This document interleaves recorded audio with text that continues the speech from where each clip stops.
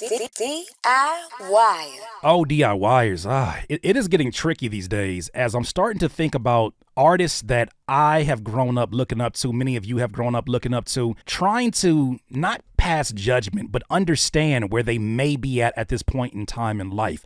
A lot of these artists, like Snoop Dogg, met us at very young ages and were impressionable upon our young minds because they said something that felt very, very close to home, something that reminded us of home. They talked the language and all these things. And I think that somebody like a Snoop has done an outstanding job. I think that he is one of the most, Glasses Malone said it, the most popular rappers of all time. He just carried the torch at the Olympics, right? When you think about just his history in advertisements, his history as Snoop Dogg, the music brand, the medicinal weed brand, the Beyond Meat vegan burger brand, right? He has done his absolute thing. I see him in a T-Mobile commercial, and he told Kai Cenat, he said, "Oh, you got to do this, kid." He said, "Cuh," in a T-Mobile commercial? Insane. It is absolutely something that you can never take away from him, no matter what he may do, including going to a Donald Trump inaugural festivity alongside Rick Ross, Nelly, and Soulja Boy. Somebody gonna have to tell the truth, and I'm gonna tell it. This is on Hot New Hip Hop. It says, various hip hop artists are currently under fire for seemingly celebrating incoming President Donald Trump. The first ever crypto ball was held in Washington, D.C. in honor of Trump's return to the White House.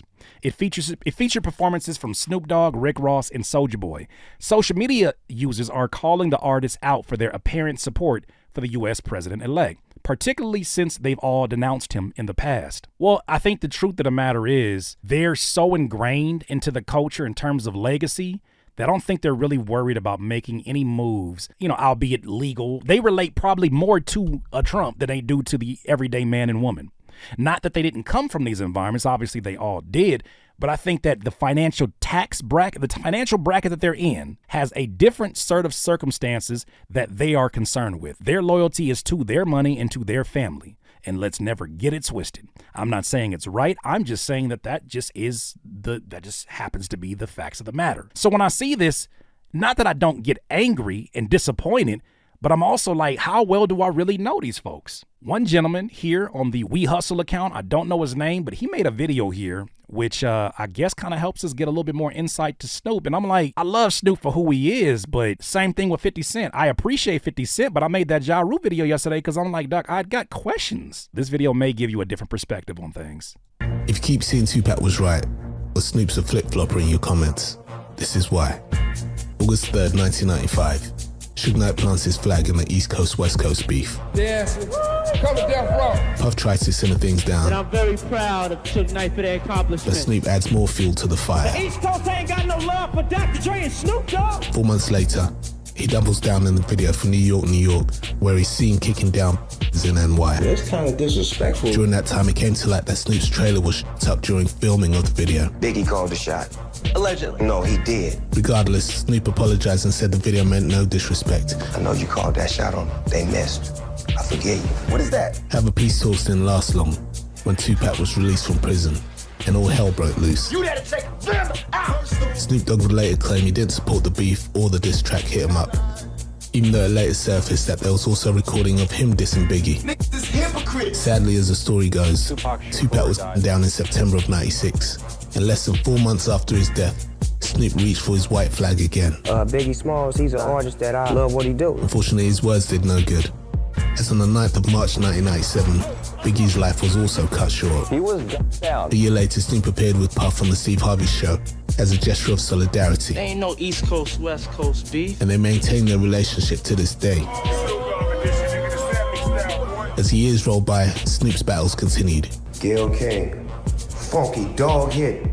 Within days of this post, in true form, Snoop apologized. Gayle King, I would like to apologize to you. Snoop remained the favorite uncle many continued to stand by, even when cursing out Kanye for sitting down with Trump at the White House. Fuck you and fuck him. Now, in this same... I know he's slicing up clips from different interviews and making it seem like it's a response, call and response. That was an actual response that he had to Kanye jumping out there and meeting with Trump. The facts can never be disrespect. And I don't want to sit up here and make it like I'm trying to make a hit piece on an OG.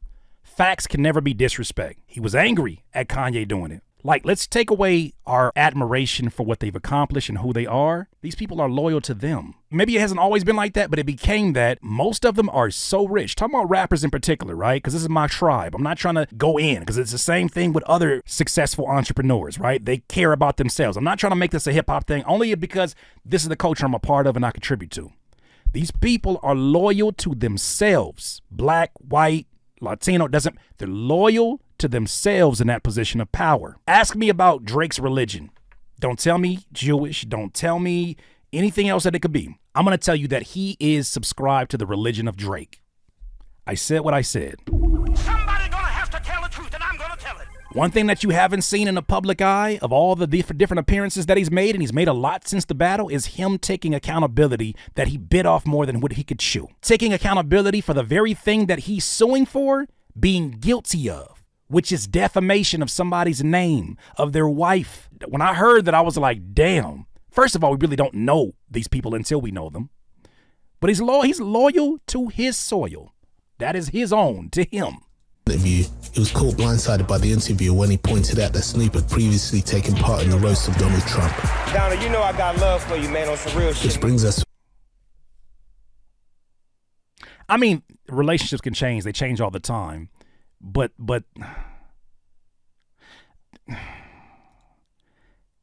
whatever they paid him for this event before he, saw a different side of Trump, he was willing to go out there and do a roast. And he'd say, I love you. The thing about it I keep remembering back to is that video of seeing Trump next to Obama. That reminds me this shit is all a game. Somebody gonna have to tell the truth, and I'm gonna tell it. This shit is all a game. And most of these folks are all for self. Because as many things as you heard during the campaign said, more so from Trump to Obama, the man pulled up his birth certificate and said that you're not even truly an American. There's a lot of mudslinging that got, but it's part of the game. It's part of the game. And it seems like the higher up you go, the less offended they are by the things that you and I, everyday people, are offended by. For them, it's about what is it doing with the numbers? How is it financially moving the needle? Am I still in a position? Oh, we're good. Say what you want to say. When I see this, it's all theatrics. To a strong stance, Snoop would then take over other artists performing at Trump's last inauguration. So ain't nobody gonna perform for Donald Trump, huh? I'll be the one that performs for himself. Look, Snoop is well aware of the issues some of... That was him laughing at the artist that went, and I think about it. Shout out to Moni. She brought this to my attention. Shout out to Chrisette Michelle. Somebody gonna have to tell the truth, and I'm gonna tell it. I'm not mad at people living in their truth. If this is what you always wanted to do it. I get a little bit irritated. I get very irritated with lying about that stance or trying to make it look like you're on a side that you're not on a side until it benefits you. Then I start to feel like, why should I rally behind anything that you want me to rally behind as a listener and supporter if you're not even standing on that side the entire time? They gave Chrisette Michelle hell. They gave her hell for choosing to go perform at that ball. Now you can't tell none of these niggas no. You can't tell they won't say yes fast enough. If I make another video, it's definitely gonna be a Chrisette Michelle video where it's like she deserves an apology because she had to be the one that went out there and said, fuck y'all, I'm gonna live on my truth. I'm not saying I agree with it, but I'm also not saying that nobody has the right to have their own stance. But keep it consistent. The black community have with Trump, as he was also aware of the issues Tupac had with Biggie. I guess it all comes down to self-preservation, which is natural. Except when it comes at the cost of loyalty, it destroys the trust that once held everything together. You know how much I got paid? Man. Ain't that something? Ain't that something right there? Yeah, DIYers. I more so share this. Like I said, it's not about being a hit piece. This is more so about bringing things to the light. And I look at the success of two songs that dropped yesterday. Okay? I think about Screwface John, and then I think about Joey Badass, Sorry Not Sorry.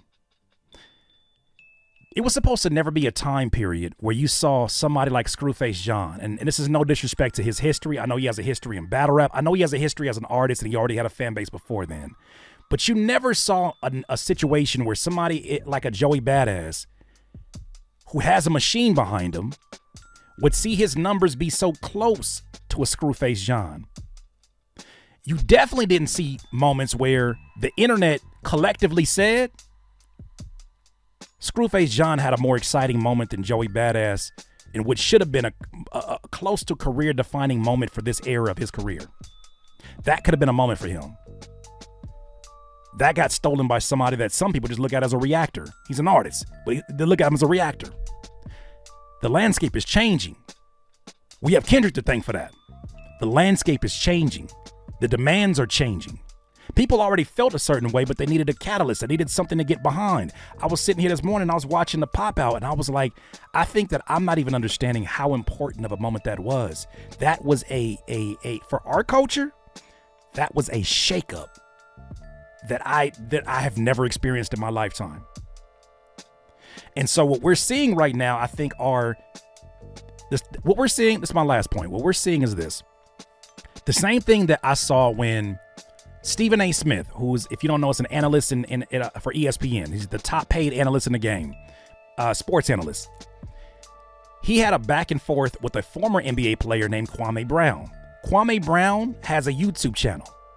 By no situation should you see Kwame Brown's YouTube channel getting more ratings than ESPN. It's fucking ESPN.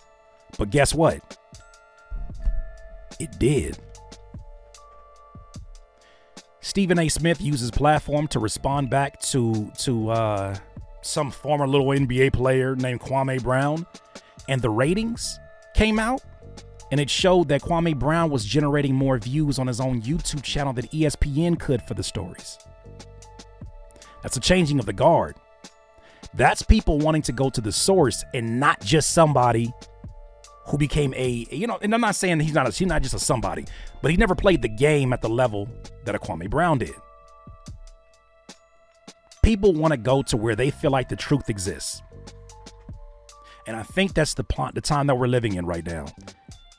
We're in a time where people want to go where the truth exists. And if it doesn't exist with you anymore, my favorite rapper, I'll go elsewhere. That's why Stephen A. Smith came to YouTube. Somebody gonna have to tell the truth, and I'm gonna tell You ever ask yourself, hey, what this nigga doing here? Respectfully, what you doing? What are you doing here? Why are you on YouTube when you got ESPN? Because he don't own that platform. I said he don't own ESPN. He got to go negotiate with them for a new deal. They get to determine whether or not they say yes or no. He had to go create another platform so that he could leverage that. But even then, YouTube owns these platforms. I don't own mine. YouTube owns this platform.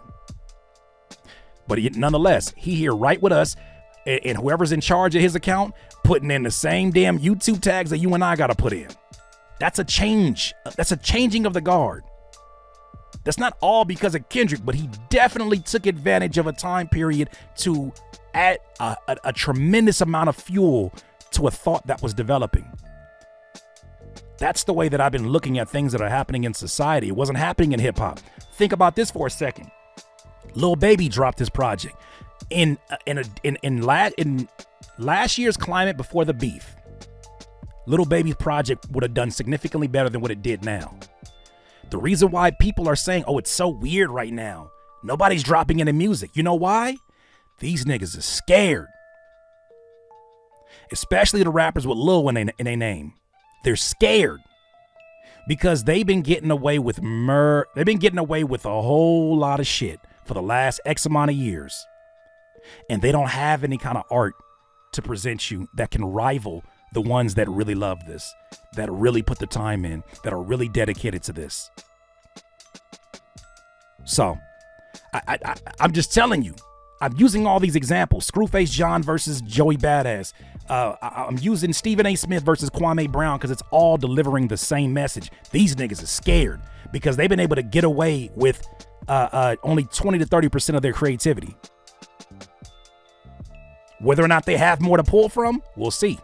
But right now, You got Lil Baby. Lil Baby could not even. Lil Baby had every single one of his songs on his projects outsold by Jello Ball, a former, not even NBA player.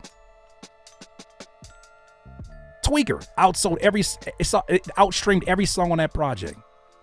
Something's happening right now. I'm just telling you right now. I hope that you remember this conversation and you start recognizing, because I know what's happening in different industries. We're not the only one. Just be grateful we're ahead of it. Those are my thoughts on that, DIYers. You let me know what you think. DIYers, if you enjoyed this content, make sure that you hit the like button and maybe even consider subscribing. Come on, man. Stop being greedy. Peace.